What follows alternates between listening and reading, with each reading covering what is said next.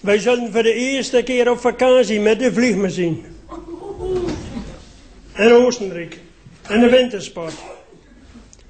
Nou, ik ben eerst in de dokter geweest. Man, wat was ik benauwd. Ik kon er niet van slapen en ik had hier een pijn op de borst. Ik kwam bij de oud dokter die. Ik heb hem het hele verhaal verteld. Hij zei, Gerrit, voor slapen geef ik je wat potentiepillen met. Ik zei, had die dan voor slapen, dokter?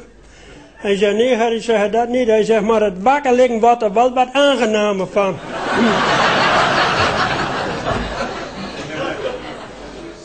Ik zeg, en ik heb hier ook al zo'n last van opgesloten wind op de kop van de maag, dokter. Hij heeft mij wat beklopt en wat in de ogen gekeken. Hij zei, Gerrit, hier heb je een fles. Je gaat maar even met een hoes, kon je vanmiddag maar even weer en dan moet je water in metnemen. Ik denk, dat is in orde. Ik heb mijn best gedaan, ik had zoveel in het flesje. Ik zeg tegen mijn vrouw Geesie, kun jij ook nog wat? Nou, die het flesje ook even met had. Toen was ze zo wat half vol. Ik loopte met een boeten.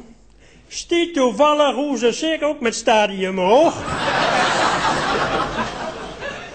Dat ik ben met een flesje vol en het al dokter die hou. Ik denk, laat het ook maar een chocola van maken. Ik geef hem het flesje. Hij zegt, Gerrit, ga maar even in de wachtkamer. Dan zal ik even nakijken.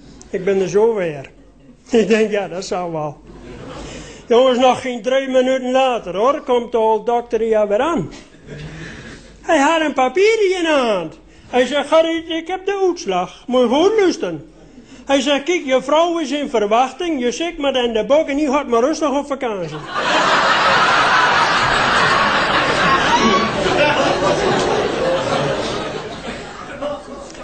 Ah ja, dat kwam zo. Mijn vrouw die haar een nieuwe Singer-nijmachine kocht. En daar was een prijsvraag aan verbonden. En toen moest ze een slagzin maken. Ze zegt, Gerrit, kun je mij die slagzin niet even maken?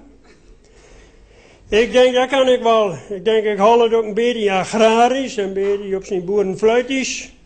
Ik heb erin gezet, wat een stier is voor de koe, is de Singer-naaimachine voor moe. Eerste prijs. Eerste prijs. Vliegreis in Oostenrijk in de wintersport. Ik had toevallig ook nog een paar oude planken op de zolder liggen. En ik had nog een paar oude klompen in de schuur staan. Die ik erop spikkerd. Ik denk dat ik met een paar schieten. Ik heb met die schieten op mijn nek. Naar Schiphol. Hoe jongens, de broek die trilde mij om de kant. Daar stond zo'n meneer met een mooi blauw pak aan, met allemaal gele strepen. Hij zegt, je bent ook met jaren zenuwachtig. Ik zeg, oeh, mannen. Hij zegt, jongen, daar is niks bij. Hij zegt, loop nooit met. Hij zegt, kijk, je gaat zo die slurfdeur. Dan ga je rechtsaf. En dan ga je zo de vliegmachine in en je bent zo weg. Ik zeg, nou jong, ik zie dat helaas. Hij zegt, hoe zie jij dat dan? Ik zeg, nou, ik ga de piep uit. En dan ga ik de hoekje. En dan ga ik zo de kist in.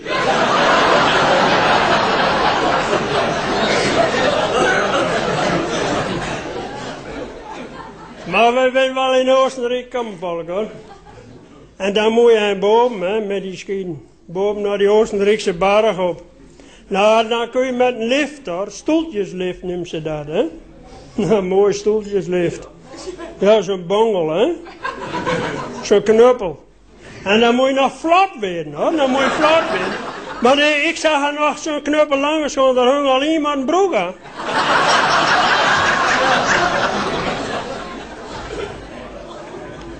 Maar ik ben wel boven kom, joh. En toen naar beneden, jongen. Oh, dat ging mooi, dat ging stil naar beneden, jongen. Zo van die Oostenrijkse berg af. Dat ging al harder en harder, hè. Oh, jongen, wat had ik de gang erin. Maar toen zo ineens, jongen, toen hadden we die Oostenrijkers daar zo'n klein paaltje gezet, hè. Met een body eraan, hè. Curve hadden ze daarop geschreven. En dan wil ze hebben dat je afslaat. Ik denk, ik ben gek. Oh, ik ga de gangen mooi in, jongen. Ik denk, ik ga rechtuit. Jongens, toen ben ik mij daar zo in spreistand over zo'n perceel van die jonge denden gekomen. Ja, nou snap ik wel, hoor, maar als die Oostenrijkers zo goed jodelen kunt.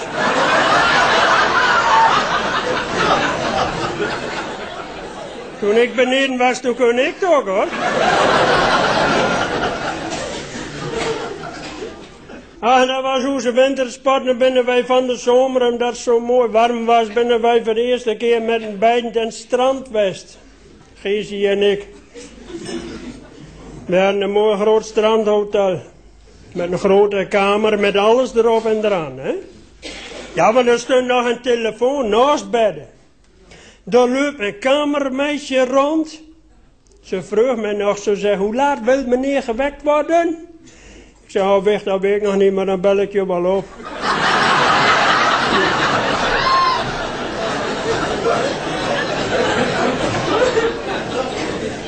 Wij willen de andere morgen mooi met beiden naar het strand lopen. Het was een warme dag. Oeh, jongens, wat was dat druk.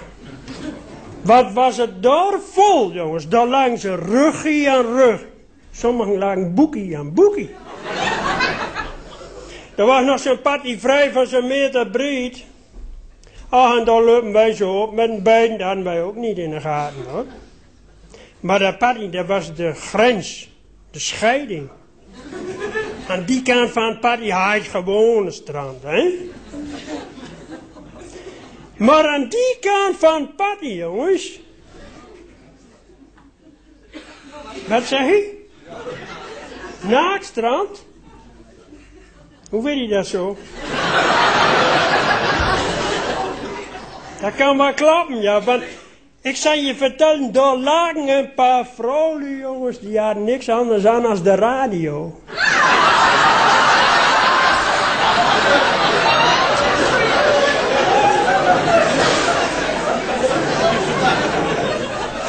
Ik wilde zo rechtop af, hè. Giesje die grijpt me nog zo bij de school. Ze zegt, wat maak Gerrit? Ik zeg, even die radio wat zachter zetten.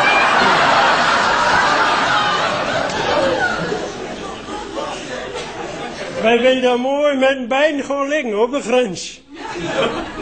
Giesje in de bikini. En ik in streepcode pak. Ze zegt nog tegen mij, man, doe die jas toch goed. Ik zeg, ik heb de pokkel verbranden zeker. Ik zeg, de broek, die zou ik wel goed doen. Maar ik kan geen kwaad, want ik had een lange onderbroek aan. Ah jongen, daar lagen wij in die zon, die kwam al hoger, het wordt ook al heater, jongen. Toen heb ik het spullen iemand een beetje oprold hier en daar, hè. Ik denk, dan kan het wat doortochten. En toen komen wij soms weer in het hotel op de kamer, hè.